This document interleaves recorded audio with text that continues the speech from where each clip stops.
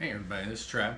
So what I'm going to talk about real easy, real fast, real simple is what you might want to carry in your trailer. Like normal, I carry a spare tire, I have tools specific for the trailer, I have jack and all kinds of little stuff. But one thing I do carry that a lot of people I know do not carry is a spare hub. Some people might think it's overkill, especially if you're driving locally, but if you're going on distance and you're going out in the middle of BFE, you definitely might want to think about this. And the reason why I'm saying this is because of previous stories, and I'll share those in a second. But if you can, get you the whole hub assembly, including new bearings, wheel lugs, cotter key, nut, all that. Most of like with the Caravan, it has the mirror axle. So if you were to order from Caravan, you get a whole assembly, everything you need. So it's just you're back up and running.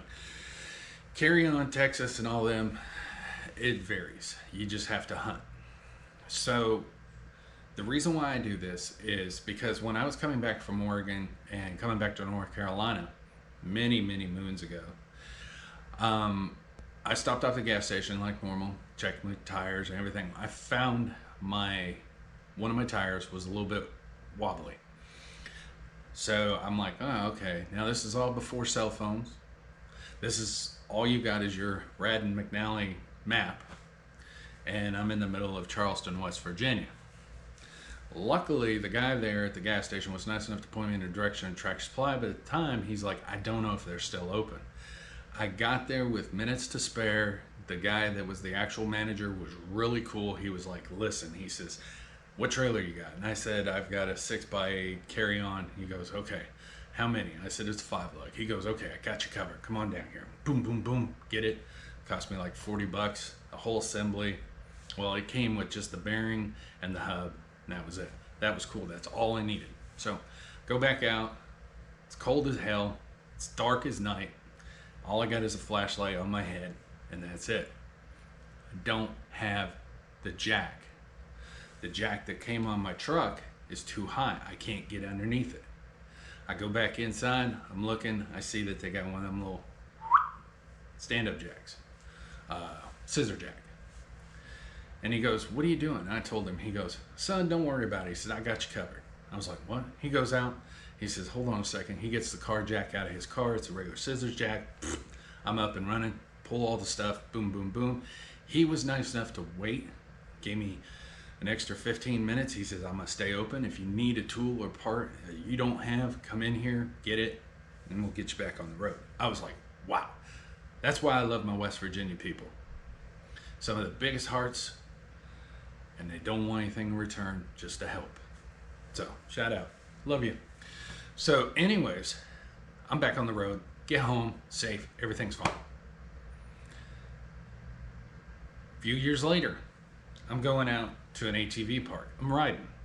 My ass, I can feel my trailer doing something really funny. Now, I am real anal on my servicing, so I stay on top of all my stuff.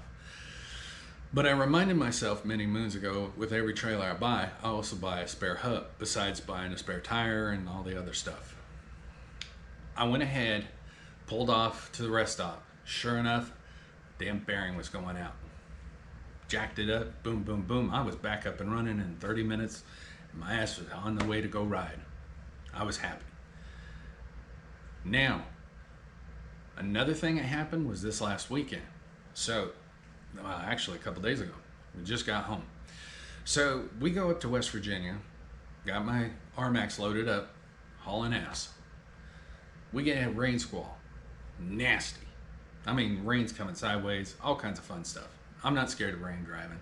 I mean, hell, I'm doing 70, 75, passing trucks, just trying to get the hell out of everybody else's way because I'm hauling a trailer. So we get up to our destination, everything's fine. Do my little walk around, trailer looks great, unload my machine, boom, boom, boom. We go have a great weekend, load up the machine, coming back home to North Carolina. This is where the fun begins. So every gas station, every time I stop, or a P break, I always walk around my trailer. My trailer looked fine, no issues, no problems. The last time we stopped was about 40 miles out, P break. We get home and park the truck in the trailer, unload, I do my little walk around. Sure enough, you'll see in the picture, slingshot. What did I find? Well, the oil seal, grease seal, whatever else everybody calls it, the seal, the axle seal, had been tucked inward. And over time, it had started separating and shooting grease out the back end. And it just recently happened. Now, the weird thing with all this was, I was like, wow, this is spooky, you know? There was a little vibration in there. I was like, wow, this is not good. So then I go ahead and I pull off the cover off the front, or off on the outside.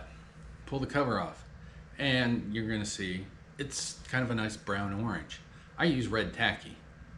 I didn't change out the grease. It told me that my cage was starting to rust. And then also on top of that, it was burning the inside of the race. The race was actually really gnarly. Luckily, this all happened 40 miles from the house. Didn't really feel anything different driving, but luckily I found it.